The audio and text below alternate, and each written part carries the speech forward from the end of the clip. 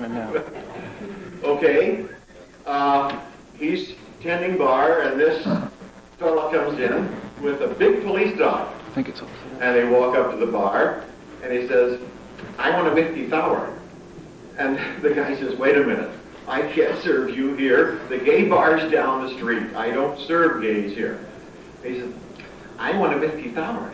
And the man, this special guy, said, hey, get out of here. The gay bar's down the street.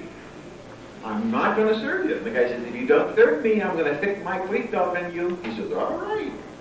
He said, ticking! That police dog jumps over the bar, hits this man, pins him up against the mirror, looks him in the face, and goes, "Mousy, mousy."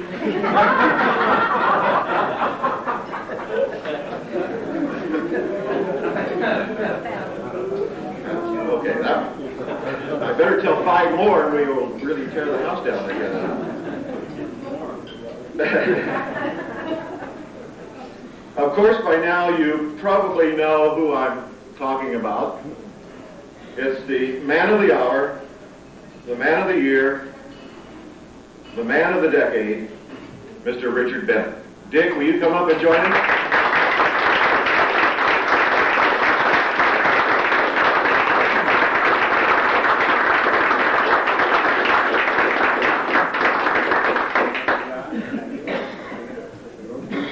Yes, that's it. That's the hot seat. I'll have to tell you what happened at noon. We've been preparing for this for months, and Yvonne will bear this out. About 25 after 11, I said, I'm getting hungry. Oh, my stomach's growling. What am I going to do? I said, Dick, do you have a snack? And he said, no, but I'm going over to the Club Metro to the chamber meeting about 10 till 12. Are you going to go today? And I said, well, I'll probably come over a little later. Then I came back, and I mentioned a name that he hadn't mentioned, and he said, I never said that. And of course he didn't say that, but I had to stand there for half an hour and argue with him. I brought in Josh Taylor's name. When I came out, I said, Dick, you just told me that at 10 till 12, you're going with Josh Taylor to the Club Metro. And I told him he was senile, and he had forgotten everything, and so forth, and argued with him for a half hour, or we would have blown the whole cover. You convinced me, John. I know. And I convinced him, he believed me. That's a mark of a good salesman. Okay. Dick, we recognize you as a very famous man. No, laugh now. That's true. These people recognize, and I recognize you as a very famous man. Now, all of you in your mind's eye, let's say 20 years from now. In your mind's eye, go to 20 years from now. Richard and 3 other men are standing at the pearly gates. And St. Peter greets them. And he says, all famous men get into heaven by passing a very simple test. All famous men, now remember that, all famous men get into heaven by passing a very simple test. All right, first man steps forward. St. Peter says, what is your name? He says, my name is Jerry Brown. Jerry Brown, that's a very famous name. What have you done in life? Well, I studied for the priesthood. I was an attorney for human rights. I was governor of California. He says, that's enough. That's enough. Here is your test. Spell it. And Jerry Brown spells it. I-T. And he says, terrific. Famous man. Right on in. Comes to another man. Second guy in line. What is your name? Jack Gallagher. Jack Gallagher? Oh, yes, I've heard about you. Your name has appeared every week in that record news that I look at down there in the Haruba area. Every week. You're in there more than anyone else. Even Dick Bennett's name doesn't get in that often. He says, what have you done? He says, well, I've been a Santa Claus. That's terrific, Santa Claus. I've been chairperson of several recall attempts. He said, oh, that's terrific. That's great. I have a printing press, and I have a printing concern. I run a lot at night now, and don't get after me for those $20 bills that I run off in the night, but I do that too on the side. But he said, my greatest ambition is to be governor of California. He says, fine, you're a famous man, go on through the portals. So he went through the gate. Third man steps up. Oh, I'm sorry. He didn't give him the test. He says, the test for famous men will be to spell dog. And Jack thought for a minute. He said, oh, D-O-G, dog. And he says, through the portals. He walks through the gate. Third man walks up. He says, what is your name? Nelson Rockefeller. Now, Nelson's been waiting to get in for a long time. So 20 years hence, he's waited about 30, 40 years. He says, what have you done in life? He says, well, I was a millionaire. Terrific. I was governor of the state of New York. Fantastic. I was vice president of the United States. Fantastic. I wanted to start a world government with Kissinger. Fantastic. I died in bed. Well, we won't talk about that. But fine. Okay. Here's the test. Spell cat. C-A-T. Cat. He walks through the gate. Dick steps up. He says, what is your name? My name is Dick Bennett. What have you done in life? Well, let's see. I've worked at a drugstore. I've been a bartender. I was a pilot in World War II. I've been a journalist, editor, publisher. And, I've done a lot of things. And St. Peter looks at him and says, all right, I'm going to give you the test for famous men. Spell Czechoslovakia. Short names, C-A-T, D-O-G, famous men get in, Czechoslovakia. Okay, all right. You got that, didn't you? All right, okay. I asked Dick the other day, now that he's retired, he's got all that money in the bank, if he's going to be a philanthropist. And he says, John, doggone it, I'm not going to sit around and collect stamps all day.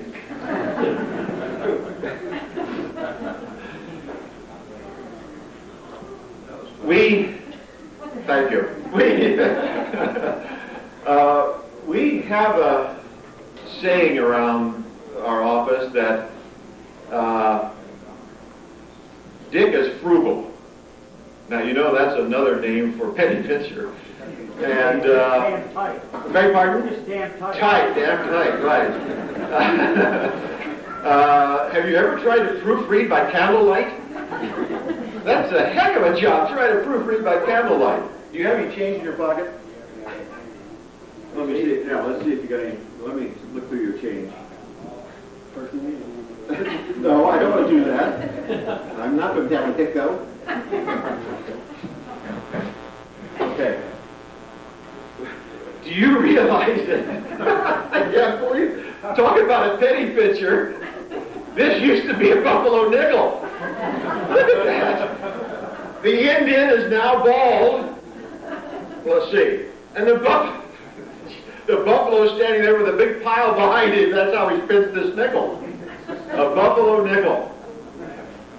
I don't know, Dick. Yeah, you can't spend it. Can't get it in the slot line any place in Las Vegas.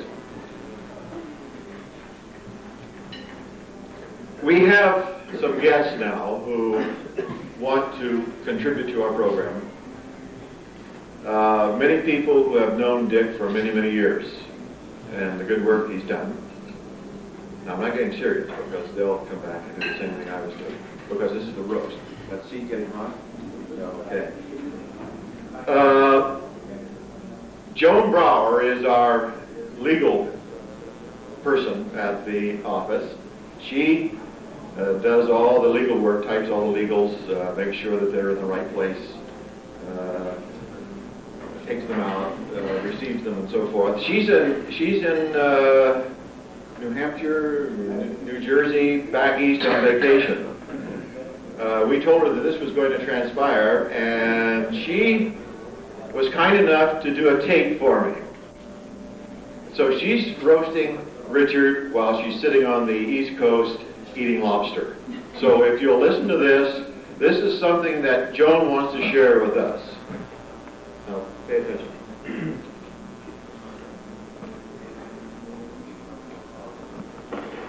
Joan, I understand that you have a story that you would like to convey to us about Richard. Could you enlighten us as to what happened one day in the dark past with Richard? Yeah, I'm on vacation, so he can't hit me. Okay. Tell us what happened one day back there in the impasse. It was circulation day, Tuesday morning, 7:30 in the morning, everybody shows up. In walks Mr. Bennett. One orange sock, one blue sock. And he walks through the building and everybody notices, and we didn't want to embarrass him, so nobody said anything. So the next day when Lois comes into work, she tells us, when Dick came home last night, he's got on one orange sock, one blue sock. And I said, Dick, look at your socks. And he did, and he said, well, I guess nobody noticed. Nobody said anything. He went through the entire day with two different colored socks? He never knew the difference. Okay. Well, is that true? I can't believe that of you, Richard. Is that true? Oh, okay. You didn't want to wash those extra socks. Okay. Next, I would like to present a man who has been very close to Dick for many years. He's seen Dick's good side and his bad side. I didn't think he had a bad side. Oh, okay. He has heard words of praise, and he's heard a few choice four-letter words once in a while. But all through this, they've remained very good friends. I'd like to present now to tell you, so he will be able to tell you a little bit about Dick, his son, Bill Bennett.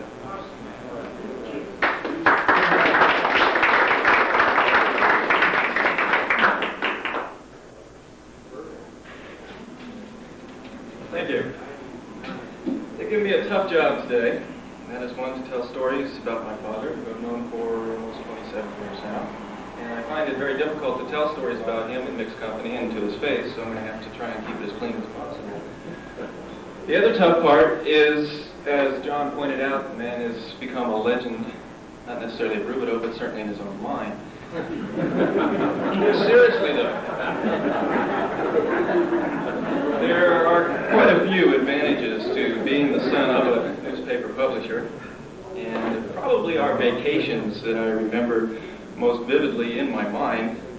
One that sticks out quite often, or I think about quite a lot, is a trip that we took to New York back in 1969. You can just imagine the grandeur of the Statue of Liberty, the Empire State Building, and believe it or not, they even had a ticker tape parade. This is 69, the year that we were there, and it was a ticker tape parade for the astronauts who are returning from the moon. Now, I don't want to give you the impression that I saw any of this, but I do have a vivid memory of the inside of the Associated Press building. We got a grand tour of that. That's pretty much what I remember from New York. We went to Las Vegas once as well. My dad and Tom, my brother Tom, I don't know how many of you know him or not. But you can imagine what an exciting town Las Vegas is for a couple of kids 10 and 12 years old, huh? My dad's very perceptive, though. After a couple of days there, he finally realized that Tom and I weren't too jubilant about being held as collateral at the blackjack table. So we did rent a car and traveled about 150 miles outside of Vegas to a town called Caliente. Met a man by the name of Tom Clay. He's about 98 years old, and we spent the entire day talking to him. Soon after this visit, I think is when the phrase came about, "Are we having fun yet?" Another trip that we took, and probably, without a doubt, the most memorable of all because of the location, was a 2-week stay that we went and flew to Hawaii, stayed there for 2 weeks, and I had a wonderful time there. I know that a lot of you have probably been to Hawaii. You think of Honolulu, Waikiki, girls in bikinis and lounging around the beach, volcanoes, pineapples, you know the works. It's Hawaii. All I can remember, and I don't see why Hawaii gets this tropical paradise reputation, is it has 2 daily newspapers and 3 weekly newspapers. But after all of our trips, and we really did travel around. We've been to Washington, D.C., Dallas, Texas. Where else did we go? New Orleans, Puerto Rico, Jamaica, Houston, Cincinnati, and Quebec, Canada.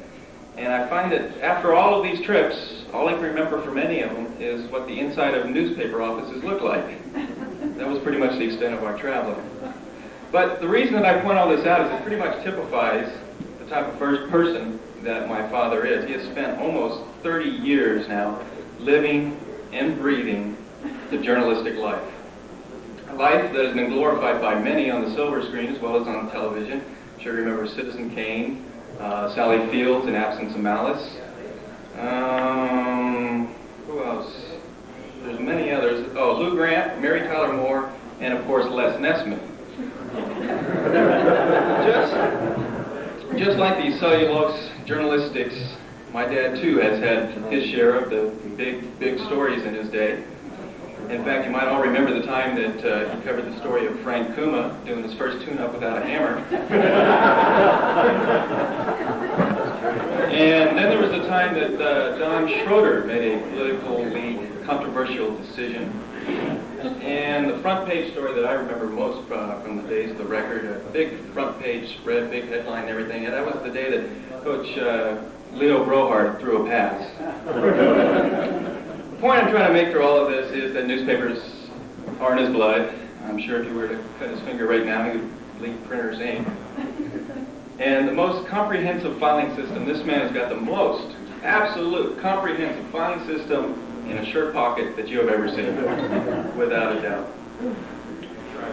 Well, he is retiring now, as we are pointing out to you today, and trying to embed in his mind as well.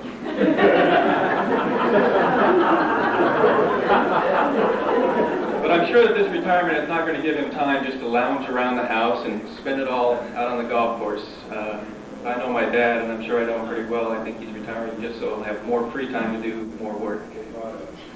And to the Bob Euchre of newspapers, I want to say thank you for everything that you've contributed to both family and community. And no matter what your memories of the years gone by, we hope you remember this day as your day, the day you're in the front row. Thank you.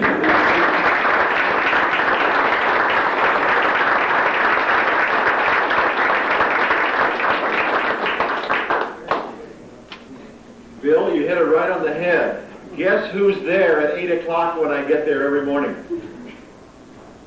He usually has the key ready to go in the door. So he's retired all right. He's there every day, and he's there until 5:30 or 6. Another close friend who has been through thick and thin with Dick is Don Kurtz. He's known him for 20 years. Don, will you come up and say a few words?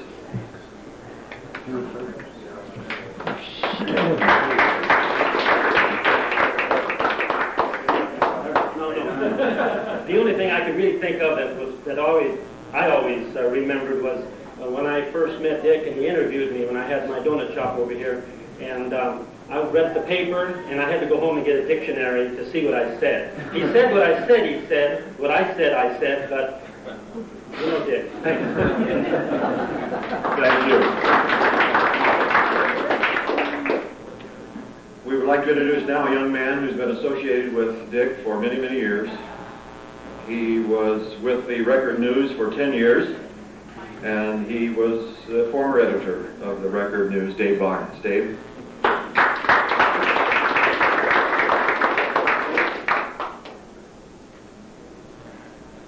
There was nothing wrong with that joke you were telling, John, by the way. It's just that it was older than Dick.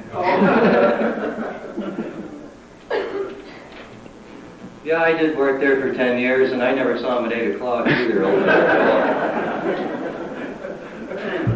And your other thing on famous people, by the way, Dick was the first person that ever taught me that if you have to write or say that someone is famous or well-known, they're not. Dick taught me a lot about political philosophy and economics and living in the world, particularly when Bob Hunter, who's been a long-time columnist of the Record News, Riverside County Record, Westside News, etc., over the years.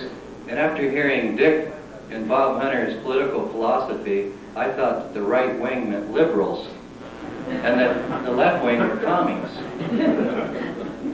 Dick and the economic structure taught me that I wasn't underpaid, that the rest of the nation was simply overpaid. Dick also, I found out, on these, getting there at 8 o'clock. John, Dick, on Tuesday mornings, it took me 5 years of working there to find out that his Tuesday morning business meetings were at the Harupa Hills Golf Course. Right?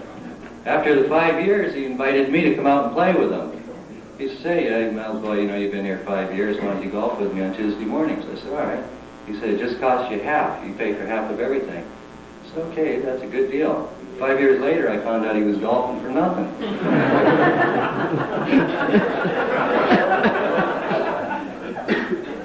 Over the years, he convinced me the best way for everyone in the community to find out what I was writing about was for me to personally deliver every damn newspaper. I did it. He was one of the people that encouraged me. They talk about his frugality and that, but when the Agent Orange lawsuit came up, he was the one that talked me into that. But and his saying was, that Agent Orange could result in Agent Green. And he always defended me everywhere in the community. Anything that would happen, if there was ever a mistake in the newspaper, Dick was always the first one to point out to that person, "Dave did it."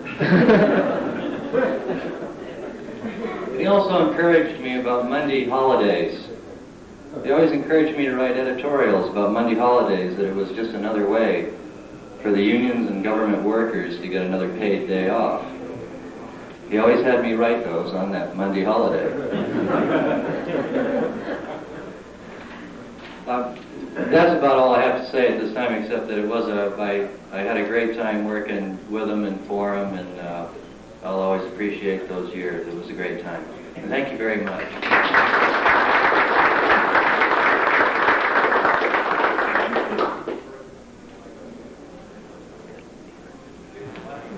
We've already talked about the next presenter. He's a well-known person in the Harupa area, and he's best known as Old St. Nick, Jack Gallagher.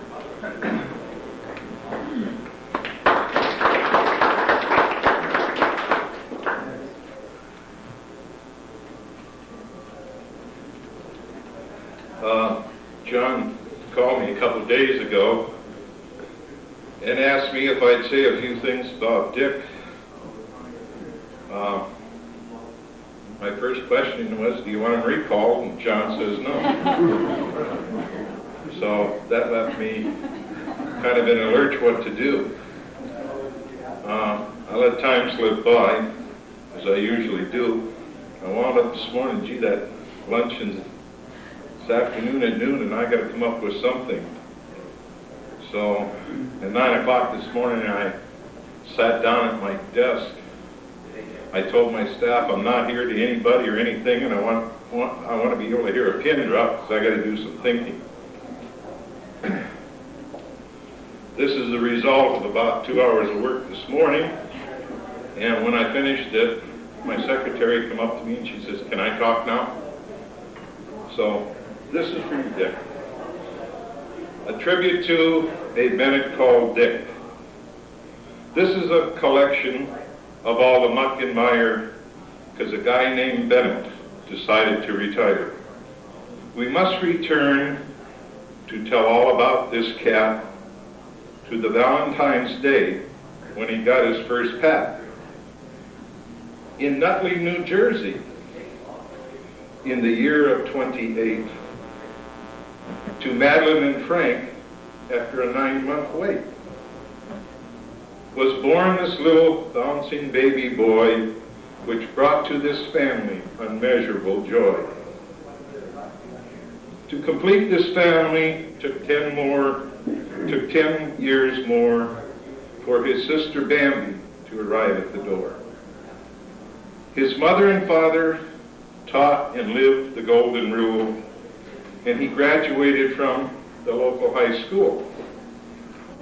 Even during his younger school years, he caused many of his neighbors to shed some tears. For on the street that he lived, Hillside by name, this little editor started to build his fame. From house to house and door to door, the gossip he gathered became more and more. Home to his basement, he'd run with this mess and print it all up on his little toy press. From neighbor to neighbor, out on the street, he'd sell these papers to all in his beat. So now you can see, if you get an early start, you'll always remain young at heart. Then life for Dick became such a bore, so he joined up the U.S. Marine Corps. And true to their spirit, Dick gave them hell, mostly always late, and usually listed AWOL. Graduated from Rutgers with a journalism degree, he started to work for what he always wanted to be. This wandering cartoonist never drew Mickey Mouse, but he finally settled down at Cape May Courthouse. His first job here was for the local County Gazette, and this is where Smith and Bennett first met. Dick worked hard and brought in scoop after scoop, and he was finally made editor by the Ocean City Group. During this time he was reporting on this land, he met and married his wife, Lois Hand. A campaign for state senator he also ran for a late Congressman, Charles Sandman. He next heard of a newspaper for sale in Pismo Beach and decided this in California was within his reach. In the year 58, the month of June, he decided not to buy it, for it would be his ruin. He cut his ambition down to size and went to work for the press enterprise. A mere month later, his life began to fill when his first son was born, and they named him Bill. The newspaper business then became a little hairy, and then he teamed up with Farrell Bradbury. Then in 61, the month of January, a second son, Tom, came to make life more merry.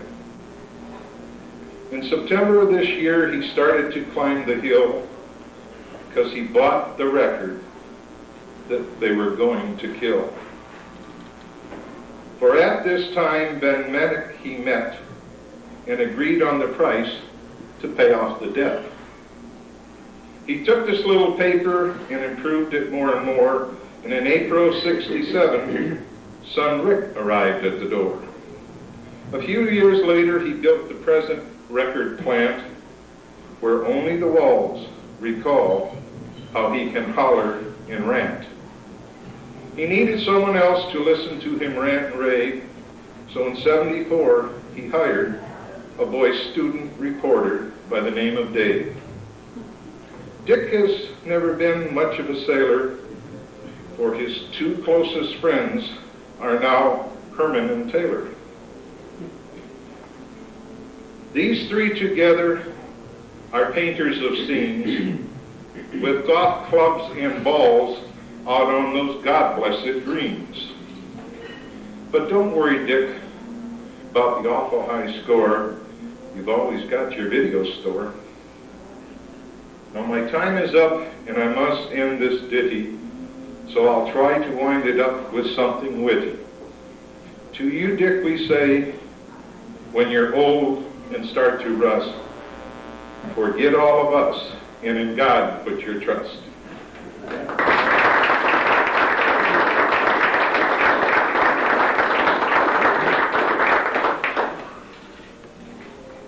Okay, last but not least, a man whose name has become synonymous with journalism in Southern California, the publisher of the Record News, Mr. Alan McCombs.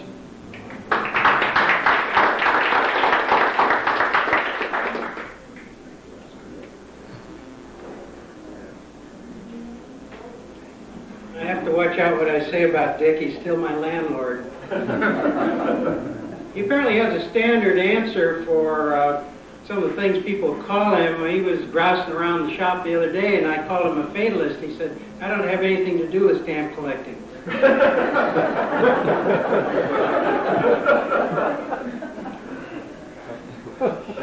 might ask me what it's like to lose a member of the staff or somebody like Dick. I recall the fellow who was asked that when his daughter got married. He said, I don't think of it as losing a member of the family, I think of it as gaining a bathroom.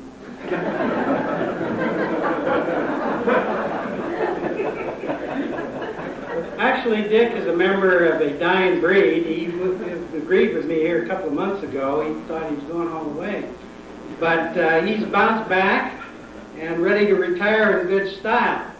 When I say a dying breed, I mean an old-time newspaper man, one who knew how to clean linotype space bands. Now, there was a good old-fashioned newspaper man. But he kept up with the times because he can also change a chip in a computer. So during the span of his 30 years, this is what's happened to newspaper business. For a century, it remained the same, and then all of a sudden, within 30 years, it went through 2 or 3 revolutions in the way we produce it, the way we print it, and the traditions that surround it. Dick went along with those, and it's been quite a time in the newspaper business. As you know, as John said, how hard-working he was. When John said how he would come so early in the morning and stay till 6:30 at night, Lois said, oh, but he never got home till 8.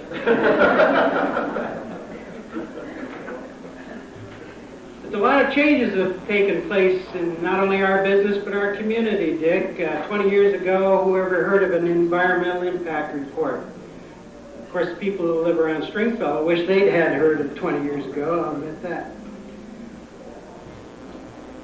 But we're making, I don't think we're going to get Dick out of the building. We've made some changes inside, and we had to figure out how, because we knew all his friends rather considered the building over there like a corner grocery with a Cracker Barrel and an old stove, and we knew they'd be around to talk a lot. So we decided to move Dick out where the action really is. So when you come in after this, he'll be right there in front where our receptionist used to be. We removed our receptionist. She's inside now.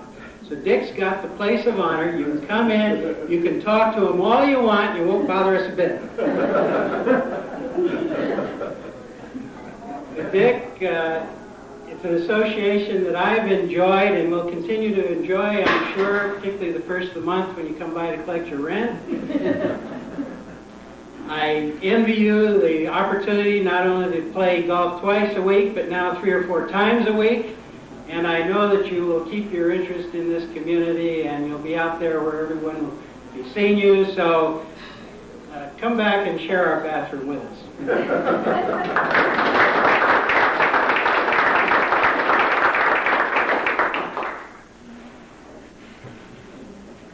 At this time, I'd like to thank all the roasters who participated in the program. Right now, we're going to present Dick with a gift. Now remember, he has taught us how to be frugal. keep that in mind as we present this beautiful gift. Linda, will you come up? Linda Reagan is head of our production department. She has 8 children, and she has 1 on the way, so that's why she's in our production department. This is our gift. Remember, frugal. Frugal is the word. This is wrapped in Herman's insert. We didn't buy paper. I'm sorry. He is the owner of Glen Avon Market. So he sends inserts out with us. There was one going into the trash can. He was throwing it in, and I saved it. He didn't know what I was going to use it for. He asked me, what are you going to do with that? I said, well, I'll have a use for it. So I did have a use for it. Before you open this and read it to the audience, I would like to have Lois come up. Lois? Come on. We'll watch you first. Big, beautiful wife. come up to again. And Tom is the fantastic guy back there on the camera. That's me. Tom, the son, on the camera, so he has to stay there. Okay, and we have another special cake for Richard here, and we want you to take a look at it now before we cut it. Yeah, before we cut it, I want you to file by and take a look at this. It's really fantastic. We want to get a picture of it, so file by and take a look at it. It's a front page with Dick's picture playing golf.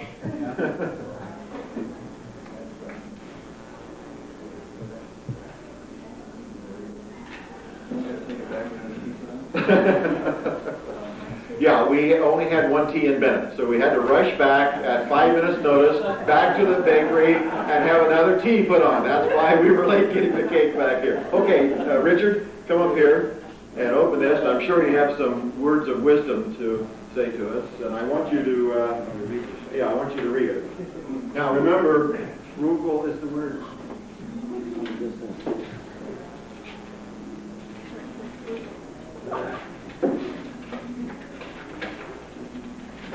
While I'm doing this, let me thank all of you for standing by much longer than I would have sat still. He wanted to leave, and Josh had to put him in the chair. Here, take it out. Get my eyes on it. I didn't think you needed those anymore. Only to see. Oh, all right. The staff hereby presents to Dick Bennett a lifetime subscription to the Record News.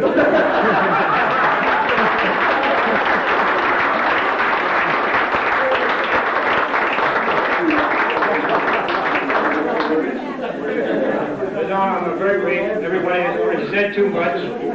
The only thing I'd like to say is that I really appreciate all of you taking the time, because it does take time away from your day, and all the people who have taken the time, particularly Jack Gallagher. I thought that was a marvelous bit of research. So I do have two things to set the record straight, and then I'll be done. One is that I've never, in 34 years in journalism, I've never told terrible stories like that. And the other is, I seriously doubt that Jack Gallagher can spell dog. Thank you very much for staying over. I'll stay for a piece of cake, but we want you to look at it closely before we cut it. Thank you.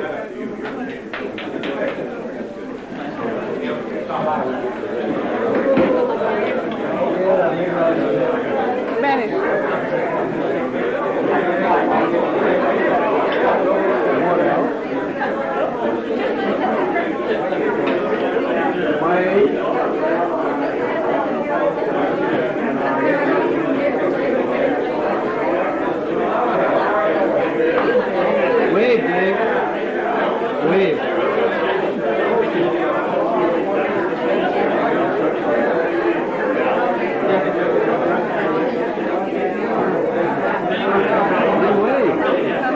I wanted you to wave. That was a good little speech, boy. It was pretty good. I